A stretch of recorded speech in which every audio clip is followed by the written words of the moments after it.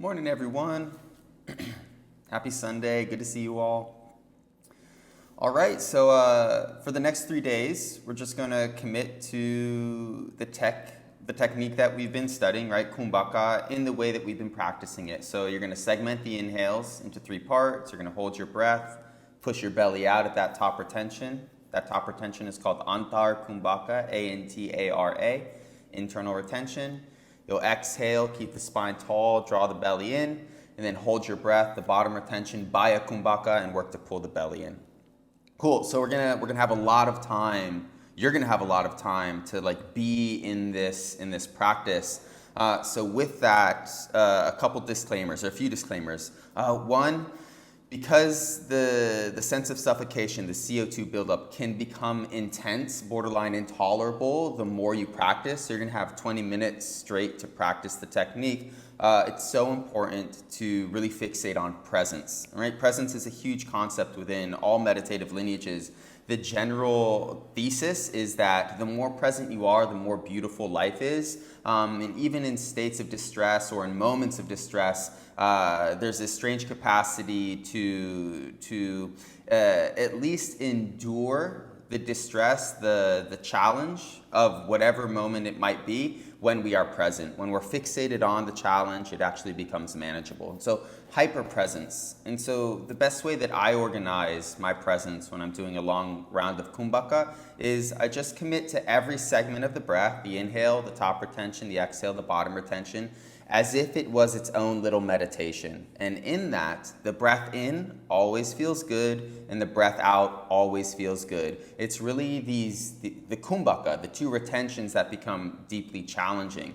And so, if we sort of just wrap our minds around this map, 2 of the 4 segments of this breath are actually pleasurable. So you always have that to rely upon. And so hyper-presence, every segment of the breath is its own little world. The second thing is counting. I know counting can seem unnecessary, but it's more about understanding or developing a commitment to instruction versus the count itself. The count gives you a general guideline or a space or time frame from which you can practice this technique in a manageable way. You don't overexert yourself. But more than that, what tends to happen when we are instructed to count for long periods of time, 20 minutes is, fairly long, is that we become exhausted with the counting itself, right? Because it takes too much energy, and we'd rather just sort of conserve our energy and our focus power. So I want you to consider that counting is more about developing your capacity to focus and developing a capacity to stay committed to instruction versus the length of time, actually. Does that make sense? So stay loyal to the count. It's not necessarily about the length. It's about you learning to stay committed to counting and instruction. And that's sort of what that does is it helps you steer away from egoic, impulsive drives and lean into intentionality. And the Sanskrit term is sankalpa. And while this is a really small intention, I'm going to count for the whole 20 minutes. I'm never going to not count. When you're done with that, you feel this sort of bolstered sense of self-control and agency, which is another huge part of the meditative practice. And so counting, super important.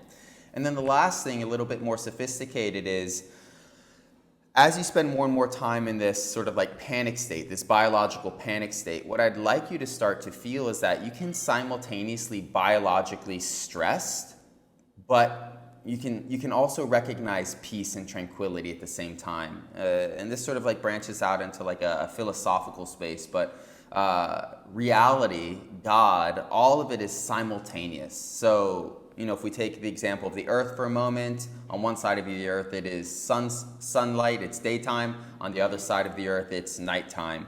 And this sort of just provides a visual example of what that simultaneity represents. You can be stressed and you can have peace at once. And so if you can work and learn to feel that simultaneity, it's just going to help you sort of move deeper and deeper into yourself, of course. It's going to help you orient into a unique mental zone, which yogis would associate with Atman, which is also cool, but it's also deeply useful. It means that we can operate in hyper-stressful spaces and states while maintaining a sense of control and a sense of space and a sense of peace. So obviously, I think, that is obviously a valuable sort of skill to have. So simultaneity. Presence, stay loyal to your counting, simultaneity. All right, cool. Let's get into this. We're going to do this for three days. So endurant practice now. Happy to see you all. Happy Sunday yet again. Day 7, full week. We're almost like a quarter way through this challenge, which is amazing. It happened so quickly. And yeah, let's get going. Comfortable seated position. If you found that you're still sort of dealing with pain from the seat, please stick a pillow underneath your butt, sit up tall, maybe sit in a chair.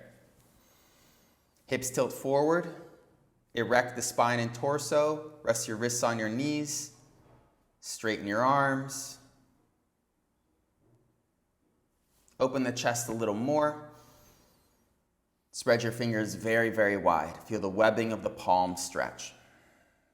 Close your eyes. Slow down your breath. Breathe deeply into the belly. And right away, start counting the breath. Find your baseline.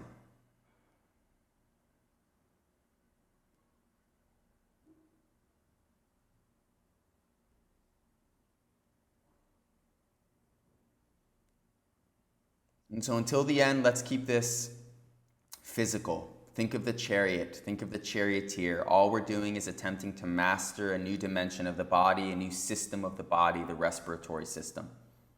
That's it. Challenge our lung capacity. Challenge our breath retention. Because that proves that we are connected to a deeper space, a consciousness that can command automatic responses. All right, you have your baseline. Engage your technique. Segment the inhale. Hold the breath. Push the belly out.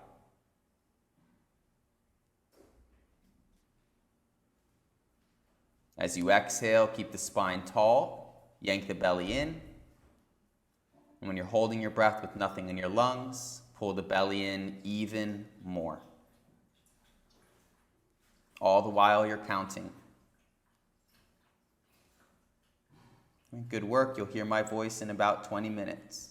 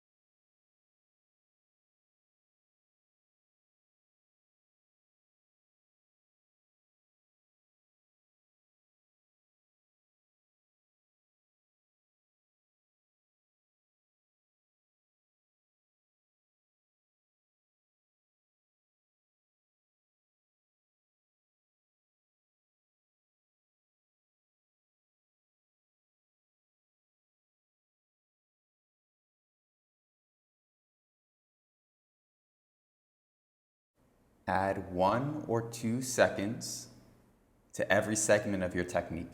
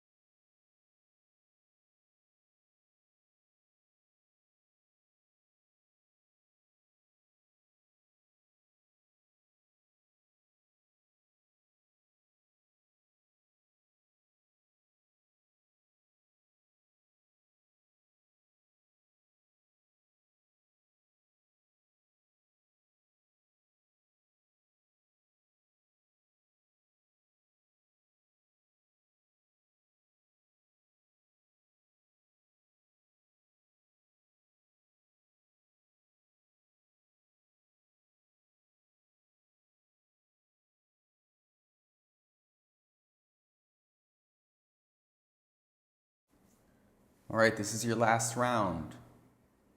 At the bottom retention, the external retention, baya kumbhaka.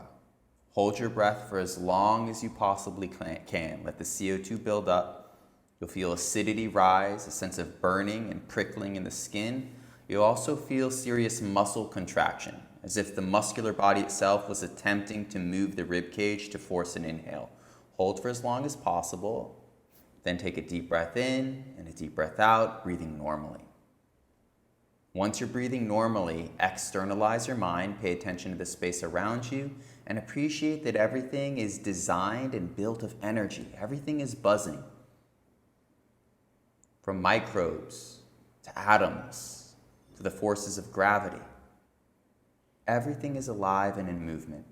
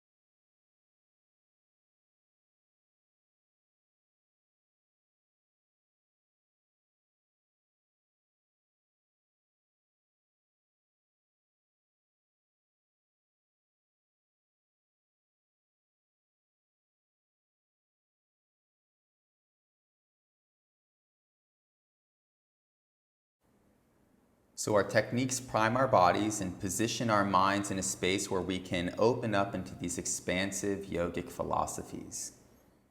Your mind is externalizing, you're paying attention to your environment, and now intellectualize, contemplate. Everything is moving. Atoms, cells, microbes, the wind in the air, the plants and the animals, your breath, your thoughts. All of that movement is generated through prana.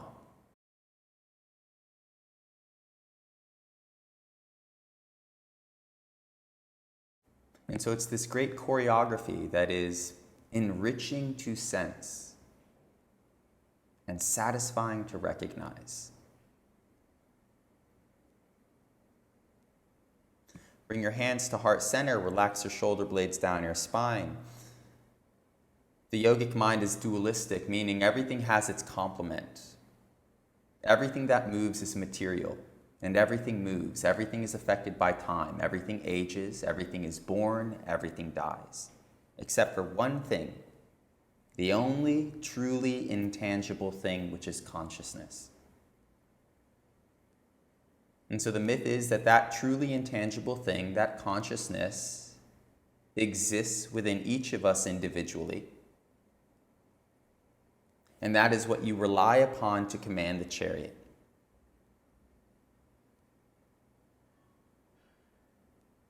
And so when we can feel that truly intangible, unchanging force, consciousness or chitta, and at the same time feel a universe of movement, a universe of material pranic expression, there's a great sense of wholeness, a sense that we are seeing life accurately and completely, and that is enriching. So slow down your breath, consider the idea. And now in this moment, because of your practice, you're looking deeper into the world than you usually do, deeper into the world than most people usually do.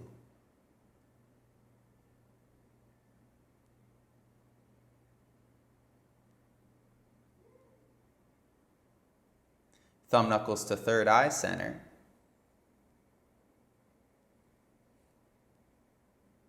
And press your thumbs powerfully, firmly into the skin of your forehead, as if you can make a little imprint. And that sensation will start to sting. So that sting, that buzzing of nerve, that is also prana. And it's a very similar sensation to the sensation of your fingertips at the beginning of your practice. It is a very similar sensation to the feeling of CO2 build and buzz within the tissues. Everything is reduced to prana, and it feels good, it's enlivening.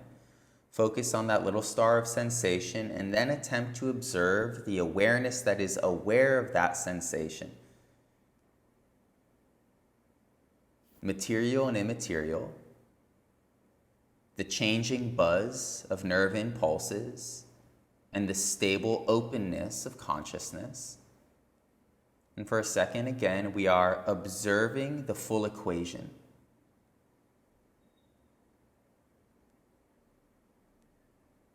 Take one more inhale. Slow exhale. Release your wrists to your knees. Again, hold your mudras. Sense your agency and control over the chariot. The senses are contained. The body is organized. The intellect is intending this organization. It's all moving according to plan. And with your next breath in, open your eyes and just say prana in the mind, right? Vital energy, and see that everything you're looking at is built of and maintained by some form of energy.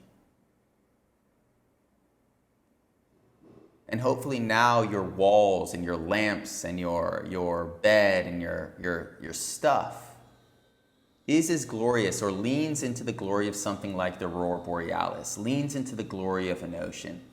It's all the same.